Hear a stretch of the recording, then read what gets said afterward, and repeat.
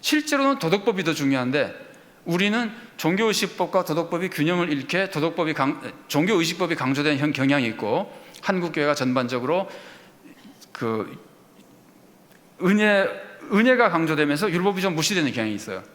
균형이 안 잡혀 있으면은 부족한 부분을 채워야 되죠.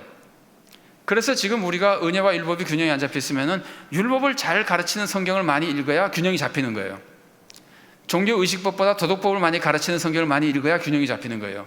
그런데 성경에서 율법을 완성시켜 주시고 율법을 잘 가르쳐 주는 말씀, 그리고 도덕법을 잘 가르쳐 주는 말씀이 가장 집중적으로 많이 들어있는 것이 산상설교입니다.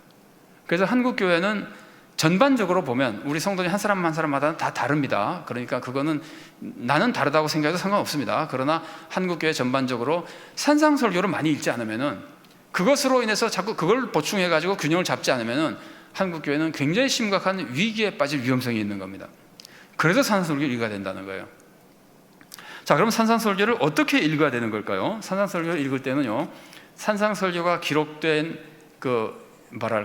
기록된 이게 표현이 문학적 표현 방법을 잘 이해하면서 읽어야 됩니다. 그냥 이제 이렇게만 설명하겠습니다.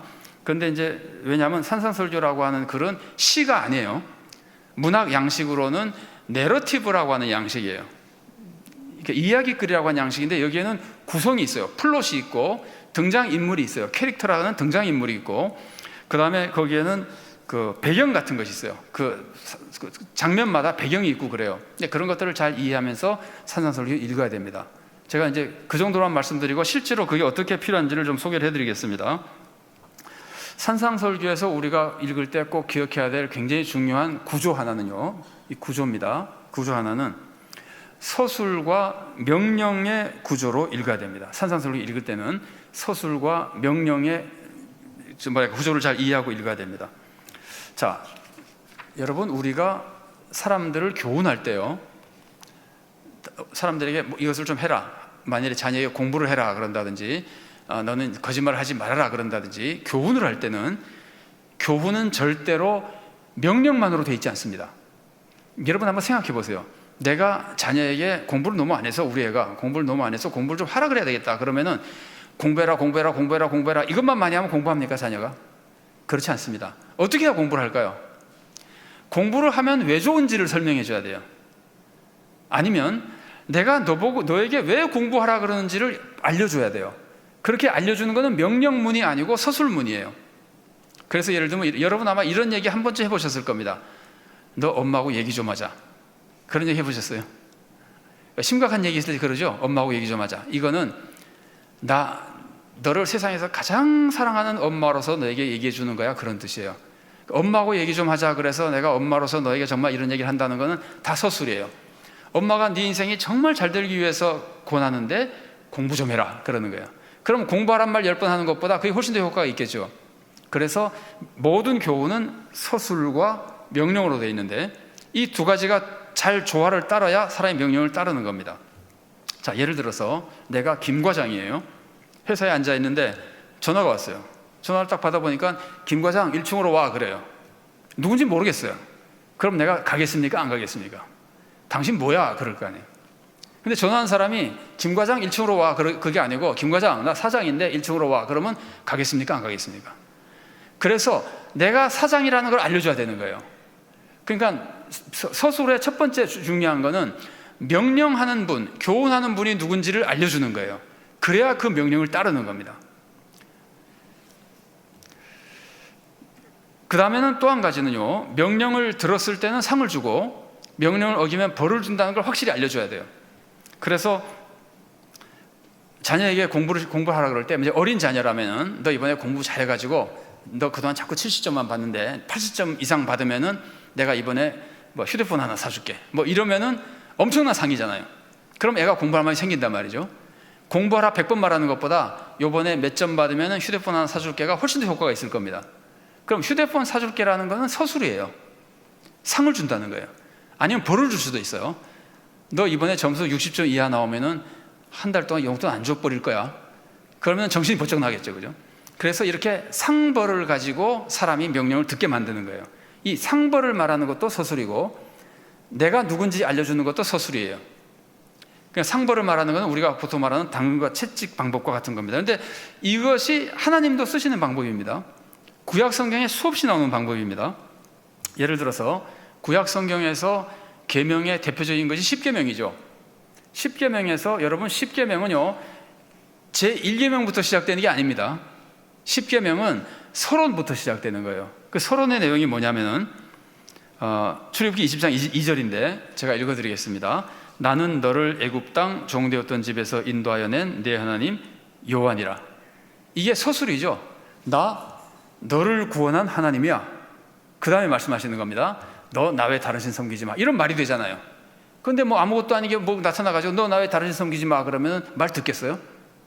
이 서술이 중요한 겁니다. 근데 구약 성경도 이렇게 하고 신약 성경도 그렇게 되고 계속 이렇게 나옵니다. 그 다음에 상벌의 얘기도 성경에 굉장히 많이 나옵니다. 십계명에서 제가 한 곳 읽어드리겠습니다. 십계명 20장 4절과 5절 상반절 먼저 읽어드릴게요. 이건 명령입니다. 너를 위하여 새긴 우상을 만들지 말고 또 위로 하늘에 있는 것이나 아래로 땅에 있는 것이나 땅 아래 물속에 있는 것에 어떤 형상도 만들지 말며. 명령이죠. 근데 왜 만들지 말라는 거예요? 하나님이 만들지 말니까 안 만들어야 됩니다. 근데 또 있습니다. 또 있는 게 뭐냐면은 죽여버리겠다는 거예요. 만들면은. 자, 죽여버리는 정도가 아닙니다. 출애굽기 20장 5절 하반절부터 6절까지 읽어드리겠습니다. 나 내 하나님 여호와는 질투하는 하나님인즉 나를 미워하는 자의 죄를 갚되 아버지로부터 아들에게로 3, 4대까지 이르게 하거니와 나를 사랑하고 내 계명을 지키는 자에게는 1000대까지 은혜를 베푸느니라. 와, 내가 우상 한번 만들었다가는 나만 죽는 게 아니라 우리 후손들까지 아주 그냥 박살이 나는구나. 이러면 무섭잖아요. 벌이 무서워서 우상을 안 만들게 된다는 말이에요. 그러니까 명령을 지키기 위해서 하나님은 내가 누군지 알려주고 상벌을 알려줍니다. 하나님도 그 방법을 쓰시고 성경도 그렇게 가르쳐 주는데, 산상설교가 우리들에게 교훈을 주는 말씀이죠. 산상설교는 예수님의 은혜를 의지하라는 말씀보다 예수님의 뜻이 이것이고 하나님의 뜻이 이것이니까 이렇게 살라는 말씀이 주로 많이 나옵니다. 그렇게 살라는 말씀을 들을 때, 그러면 산상설교가 우리들에게 이렇게 살라는 말씀을 가르치려면은 산상설교는 서술을 할까요, 안 할까요? 질문이 좀 이상합니까? 산상설교에 명령이 많이 나오는데 이웃에게 욕도 하지 말고 뭐 거짓말도 하지 말고 뭐 온 몸을 바쳐서 하나님 헌신하고 이런 명령이 막 나오는데, 그 명령을 하기 위해서 산상설교는 서술을 할까요, 안 할까요? 해야 되겠죠. 당연히 해야 됩니다. 서술 없이 명령하는 것은 효과가 떨어지기 때문에 안 됩니다. 당연히 예수님도 서술을 합니다. 자, 그래서 산상설교도 서술과 명령이 있다는 것을 기억하고 이 말씀을 보면서 이게 이런 걸 알려주면서 우리들에게 명령을 따르도록 해주는구나 하는 걸 우리가 이해할 필요가 있어요. 그래서 그런 것들을 조금 같이 나눠보게 될 겁니다. 그런데 서술과 명령에서 조금 조심해야 될 거는, 문장은 서술인데 내용은 명령이 있어요. 자, 우리 옛날에 불렀던 그 동요 중에 새 나라의 어린이는 일찍 일어납니다 이런 말이 있어요. 이게 서술문입니까, 명령문입니까? 서술문이죠. 새 나라의 어린이는 일찍 일어납니다. 서술이잖아요. 그런데 뜻은 무슨 뜻이에요? 일찍 일어나라, 그런 뜻이잖아요. 내용은 명령이에요. 아들이 군대 갔다가 휴가 맞아서 집에 휴가로 왔어요. 그럼 어머니가 음식을 잘 차려주잖아요. 그럼 뭐라 그러죠? 많이 먹어라, 많이 먹어 그러죠. 이거는 서술입니까, 명령입니까? 명령이죠. 그럼 나는 효자니까 어머니의 명령을 따라서 무조건 많이 먹어야지 그러고 무조건 많이 먹고 배탈 나면 좋은 겁니까?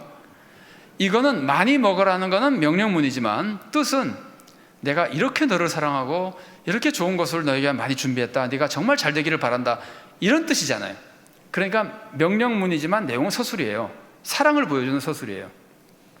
자, 이제 이런 것들 우리가 이해해야 되고, 또 한 가지는 산상설교에 나오는 교훈도 문자적으로만 이행하는 것보다 예수님이 그 말씀하신 본 뜻을 이해해야 됩니다. 산상설교의 유명한 말씀이 이거죠. 오른편 뺨을 치거든 왼편 뺨도 돌려대라, 이런 말씀이 나오죠. 그러면 무조건 문자적으로 누가 이쪽 뺨을 떼면 이쪽 때리라고 막 갖다 대는 게 잘하는 겁니까?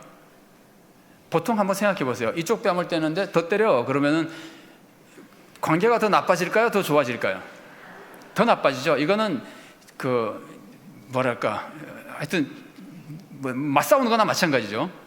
그러면 예수님은 이쪽 뺨을 치면 이쪽 뺨을 돌려대라고 말씀하셨는데, 예수님은 뺨을 맞았을 때 다른 뺨을 돌려댔을까요? 왜 때리느냐 그랬을까요? 성경에 나옵니다. 자, 한번 성경 한번 읽어보겠습니다. 요한복음 18장 22절과 23절 말씀입니다. 제가 읽어드리겠습니다. 이 말씀을 하심에 곁에 섰던 아랫사람 하나가 손으로 예수를 쳐 이르되 내가 대제사장에게 이같이 대답하느냐 하니 예수께서 대답하시되 내가 말을 잘못하였으면 그 잘못한 것을 증언하라. 바른 말을 하였으면 내가 어찌하여 나를 치느냐 하시더라. 왜 때리느냐 그러잖아요. 왜 그랬을까요? 자기가 더 때리라 그러라고 그러신 것 같은데 자신이 말한 대로 왜 안 하실까요? 본뜻이 더 맞는 게 본뜻이 아니고, 생각해 보세요. 때린 사람에게 더 때리라 그러면 때린 사람을 더 좋은 사람으로 만드는 겁니까? 더 나쁜 사람으로 만드는 겁니까? 더 나쁜 사람으로 만드는 게 예수님의 뜻이겠어요? 때리라 그러는 것은, 더 맞으라 그런 거는 될 수 있는 대로 온유하게 대하라는 거예요. 싸우지 말고. 그 사람이 화가 났으면 좀 화 좀 풀어주고 네가 좀 양보도 해주고 그러라는 뜻이지, 그 사람이 기분이 어떻든지 상관없이 무조건 더 맞기만 하라는 뜻이 아니에요. 예수님도 지금 화소리게 때렸는데 메시아를 자꾸 때리면 좋은 일이 아니잖아요. 그러니까 내가 잘못한 게 없으면 넌 때리지 않는 게 좋은 것이다, 이렇게 오히려 그 사람을 타일러 가르쳐 주는 거예요. 그러니까 산산설교에 나오는 말씀을 문자적으로 지키는 게 중요한 것이 아니라 본뜻을 이해하면서 지키는 것이 산산설교를 잘 이해하는 거예요.